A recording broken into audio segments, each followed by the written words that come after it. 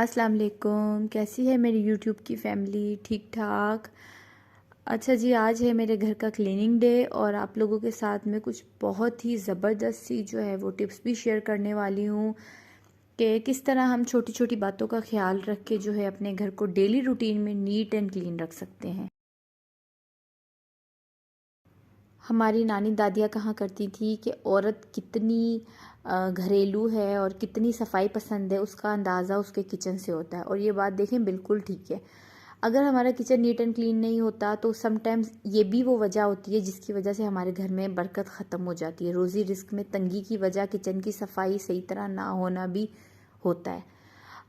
हल्का नीम गर्म पानी लें, उसके अंदर आप डाल लें थोड़ी सी बोनस और उसके बाद 1 चमचा भर के आप इसमें डाल दें सोडा। स्कॉच ब्राइट अलग से मैंने रखी हुई है अपनी शेल्फ़ की क्लीनिंग के लिए। होता ये है कि डेली रूटीन में जब हम बर्तन धोते हैं तो हमें इतनी जल्दी होती है कि हम अपना जो हमारा, अब ये देखिए मैं बर्नर साफ़ कर रही हूँ, बर्नर पे इतनी चिकनाई जमी होती है, काले हुए होते हैं बर्नर। और उसके बाद ये जो हमारा स्टव है इसकी साइडों में चिकनाई की लेयर्स जमी होती हैं, लेयर्स लिटरली। क्यों? क्योंकि हम लोग इस चीज़ की सफाई की तरफ तवज्जो नहीं देते। बस हल्का सा वो ही बर्तन धोने वाले साबुन का पानी बनाया, फेंका शेल्फ के ऊपर, थोड़ा सा चूल्हे के ऊपर, थोड़ा सा हल्का सा उसको साफ़ किया और चीज़ सफाई हो गई। इसी वजह से जो है मेरी बहनों को फिर तकलीफ़ होती है जो उन्हें मंथली या वीकली सफाई करनी पड़ती है। आज स्पेशली आप लोगों के लिए ये वीडियो बनाने का मेरा मकसद ये था कि आप लोगों को छोटी सी टिप्स के बारे में बताऊं ताकि आपकी लाइफ आसान हो जाए। तो देखें, पहले हम इसे अच्छे तरीके के साथ स्कॉच ब्राइट के साथ नीट एंड क्लीन कर लेंगे। उसके बाद आपने इसे 10 मिनट के लिए छोड़ देना है और फिर एक साफ़ सुथरा कपड़ा ले लीजिए। मैं पहले भी बता चुकी हूँ कि मेरे पास जो पुरानी बेडशीट्स होती हैं जैसे जो जल चुकी हैं, जिनके कलर ख़राब हो गए हैं, तो मैं उनके ना छोटे छोटे से पीसीस करके एक बॉक्स से स्टोर में मैं उसमें डाल के रख देती हूँ। किचन की क्लीनिंग के लिए, डस्टिंग, घर की डस्टिंग के लिए इस तरह के जो कपड़े होते हैं वो फिर आसानी से इस्तेमाल मेरे हो जाते हैं। मुझे बाहर से जो है वो नहीं ख़रीदने पड़ते। ये भी देखें अमाउंट बच जाता है। देखिए, हम डेली रूटीन में बर्तन वॉश कर रहे हैं, किचन साफ़ कर रहे हैं, जब हम इतनी मेहनत कर रहे हैं तो सिर्फ 10-12 मिनट देने की वजह से अगर आपका किचन नीट एंड क्लीन हो जाएगा तो ये बहुत अच्छा है। ज़्यादा टाइम नहीं लगेगा आपका। इसी तरह आप अपना शेल्फ भी साफ़ कर लिया करें अच्छे तरीके के साथ। आप यकीन करें कि लिटरली मेरा जो किचन का शेल्फ है ना, वो जैसे कहते हैं ना लश्कारे मार रहा होता है, इतना साफ़ होता है और बिल्कुल ऑयली नहीं होता। उसकी वजह एक तो सरफ़ और उसके साथ जो मैं बेकिंग सोडा मिला के डालती हूँ, मेरा किचन नीट एंड क्लीन हो जाता है। अब आप ये देख सकते हैं कि मेरे किचन की नीचे वाली जो साइडें हैं, यहाँ पे आपको कोई ग्रीस, कोई ऑयल, कुछ नहीं नज़र आ रहा।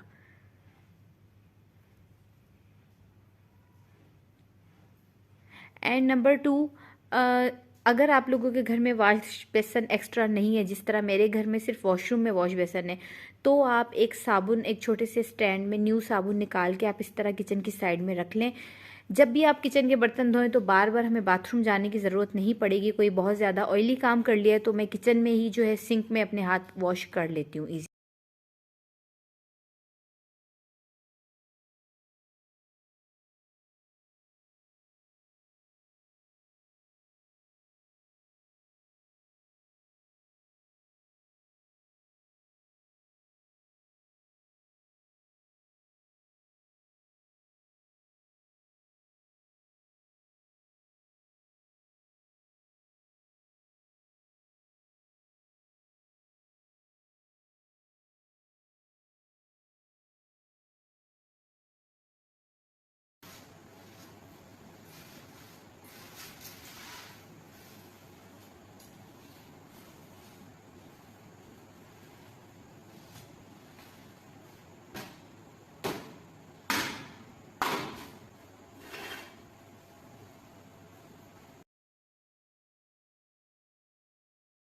अच्छा जी, अगर आप लोगों के घर भी गलती से आप लोगों ने इस तरह से डार्क कलर का सोफ़ा ख़रीद लिया है तो उसकी सफाई और मेंटेनेंस अल्लाह बहुत मुश्किल है।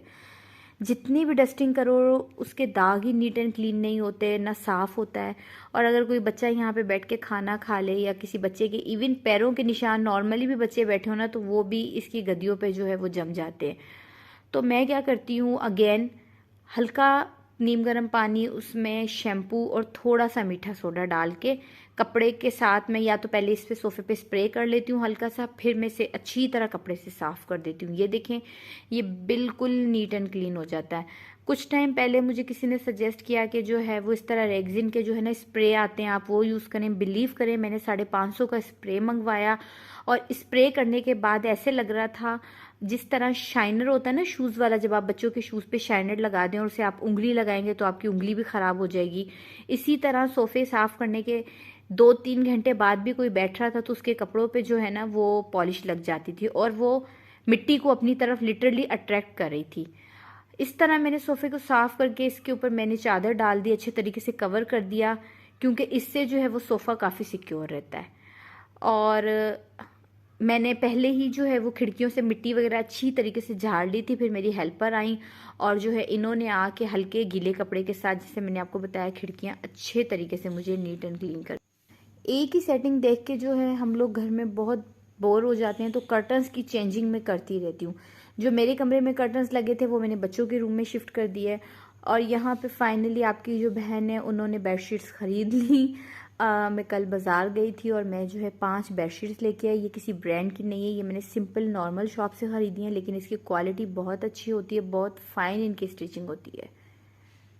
देखिए, थोड़ी सी चेंजिंग करने के साथ आपकी घर की जो लुक है वो बहुत खूबसूरत लगती है। यहाँ पे मैं आपको बहुत मेन टिप देने वाली हूँ। अक्सर मेरी बहनें मुझे कमेंट करके कहती हैं कि आपका घर बहुत नीट एंड क्लीन लगता है। उसकी 2 वजूहात हैं। अगर आप चाहती हैं कि आपका फर्श नीट एंड क्लीन रहे तो आपको आपके बच्चों की और हस्बैंड की सॉफ्टीज़ को अलग अलग करना पड़ेगा। अब वो कैसे? आपका हस्बैंड और बच्चे, बॉयज़, क्योंकि उनका निकलना होता है, हस्बैंड का निकलना होता है बाहर, तो जो आपके पास पुरानी सॉफ्टीज़ हैं उसे आप बाहर दरवाजे के पास रख दें। जब वो घर आए तो वो अपनी बाहर वाली चप्पल वहीं उतार के और वो पुरानी सॉफ्टीज़ पहन के घर आए। इस तरह क्या होगा कि आपके फर्श पे बाहर के मिट्टी के दाग नहीं लगेंगे और आपका फर्श नीट एंड क्लीन रहेगा। देखिए, हम लेडीज़ घर में होते हैं, अब जब मेरी हेल्पर काम करने आती है तो वो झाड़ू दे देती है, तो उसकी पोछा देने से पहले जो है मैं जाके अपनी चप्पल को अच्छी तरह धो लेती हूँ, हालांकि वो साफ़ ही होती है। मेरे बच्चों को आपने देखा होगा, उनके पास घर में थोड़ी पुरानी सी चप्पल है, अक्सर हम पुरानी चप्पलें फेंक देते हैं, तो फेंका ना करें, उसे बाहर रखें। घर में पुरानी चप्पलें यूज़ करें बच्चे, आपके हस्बैंड, और बाहर के लिए उनके लिए जो न्यू चप्पल्स हो आप वो रख दीजिए। कभी भी 1 केजी या ½ केजी सर्फ का जो है वो पैकेट ना ख़रीदा करें, वो आपका बहुत ज़्यादा पैसे भी लगेंगे और कोई फ़ायदा भी नहीं है। हमेशा 10 वाले साशे लिया करें। आप खुद कपड़े धो रही हैं या हेल्पर धो रही है तो 1 केजी वाले पैकेट से क्या होता है हमें अंदाज़ा नहीं होता, कभी सर्फ ज़्यादा भी डल जाती है। मैं इस तरह 10 वाले साशे मंगवाती हूँ। देखिए, मैंने एरियल, सर्फ एक्सेल, तकरीबन मैंने हर सर्फ यूज़ की हुई है, कोई डिफरेंस नहीं है, ठीक है ना। बल्कि बोनस से आपको फ़ायदा है, इसकी खुशबू इतनी अच्छी है कि कपड़े धोने के बाद आपके कपड़ों से एक अच्छी सी खुशबू आती है। अब मैं अपने घर के पोछे में सर्फ ही डलवाती हूँ। मैं पहले फ़िनाइल यूज़ करती थी, लेकिन काफ़ी टाइम से जो है मैंने फ़िनाइल छोड़ दी है, क्योंकि फ़िनाइल के साथ फ़र्श में कोई ख़ास शाइनिंग नहीं आती, ठीक है। अगर आप थोड़ा सा सर्फ डलवा लेंगे, मैं अपने पोछे में थोड़ा सा सर्फ डाल देती हूँ या दूसरे तीसरे दिन जो है नीम गर्म पानी कर देती हूँ और फिर उसमें सर्फ डाल के पोछा दिलवाती हूँ, और यकीन करें मेरा फर्श साफ़ रहता है। अब ये यहाँ पे आपको 10 साशे नज़र आ रहे होंगे बोनस के, ये मेरे 1 मंथ के हिसाब से इनफ है।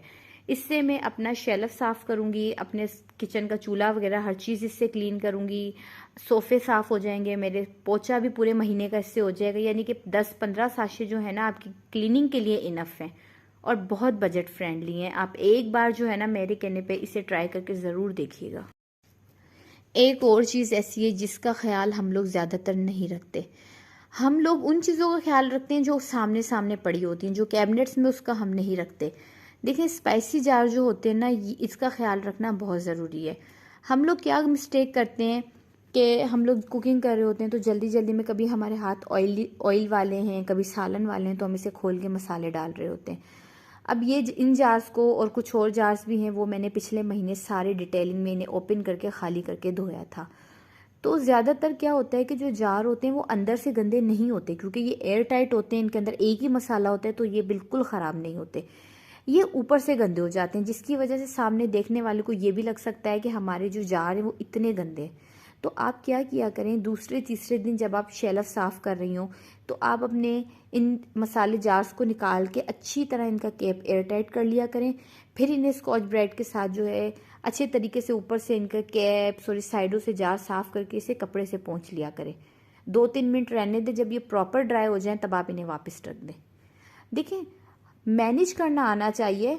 बाकी हर चीज़ की डिटेल सफाई, मैं अक्सर अपनी ऐसी बहनों को देखती हूँ, मैं अपनी कुछ ऐसी बहनों के व्लॉग्स भी देखती हूँ जो पूरा पूरा दिन सफाई में लगा लेती हैं।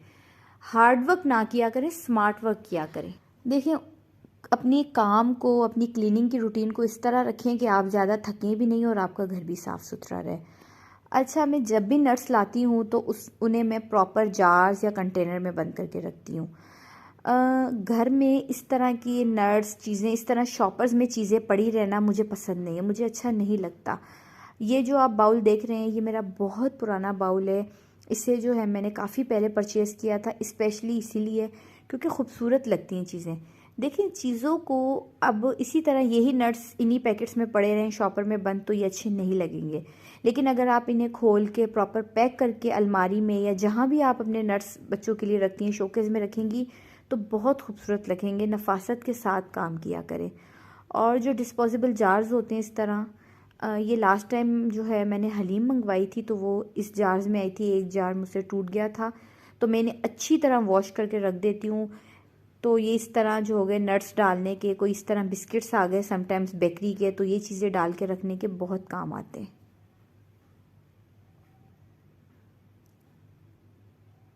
और जो भी मेरे पास जिपलॉक वाले बैग आते हैं जिस तरह इनके हैं, तो ये मैं नहीं फेंकती। इनकी भी मेरे पास एक वैरायटी है, मैं अलग से शॉपर में से संभालती हूँ। जब मुझे चने बॉईल करने होते हैं तो मैं इसमें डाल के उसे जो है फ्रीज़ कर देती हूँ, या मुझे चिकन अलग अलग करके रखना है तो इस तरह ये जिपलॉक बहुत काम आ जाते हैं। वक्त के साथ साथ देखें, हर चीज़ मॉडर्न होती जा रही है, फर्नीचर से लेके कपड़ों तक। लेकिन कोई बात नहीं, आपकी बहन जो है वो भी कम नहीं है। तो यहाँ पे मेरे पास मेरी शादी का 4 कुर्सियों वाला जो है वो डाइनिंग था, लेकिन इसकी कुर्सियाँ टूट गई। तो ये डाइनिंग टेबल बहुत बोर और ओल्ड फैशन लुक दे रहा था, तो मैंने इसे काफ़ी पहले जो है थोड़ा चेंज लुक इसका किया था। अगेन मेरी पुरानी बेडशीट थी, साइड से जल गई थी मुझसे ही। इसका प्रिंट बहुत हसीन था, बस मैंने इसकी साइडों में लेस अटैच करनी है, तो मैंने इसे टेबल के हिसाब से कट कर दिया। एंड मेरे पास जो है एक प्लांट था इस तरह का, लीव्स का, जो लीव ग्रो करते हैं, इंडोर प्लांट था। तो वो प्लांट मेरा ख़राब हो रहा था, तो फिर मैंने क्या किया, ये जूस की बोतल थी, मैंने इसमें पानी भरा, वहाँ से कुछ लीव्स थोड़े, एक बोतल तैयार की। एंड ये जो ग्रीन वाला आपको नज़र आ रहा है ये है पेंसिल पेन होल्डर ना बच्चों का, बच्चे यूज़ नहीं कर रहे थे तो इसमें मैंने पानी डाल के लीव्स डाल दिए। तो देखिए माशाल्लाह इतनी इनकी जड़ें निकल आई हैं, ये इतने खूबसूरत लग रहे हैं। और जिस ट्रे में मैंने इन्हें अरेंज किया है वो ट्रे बेसिकली सर्विंग ट्रे है, यानी बिस्किट, शामी कबाब टाइप चीज़ें आप सर्व कर सकते हैं। लेकिन मुझे उसके लिए नीड नहीं थी तो मैंने इस तरह यूटिलाइज़ कर लिया। घर की पुरानी चीज़ों को नए तरीके से यूज़ करें, अपने पैसे बचाएं, घर को जो है वो सेट भी करें। यही ज़िंदगी है, देखें इसी तरह चलना पड़ता है। अपना बहुत ख्याल रखिएगा, मुझे दुआओं में याद रखिएगा। अल्लाह हाफिज़।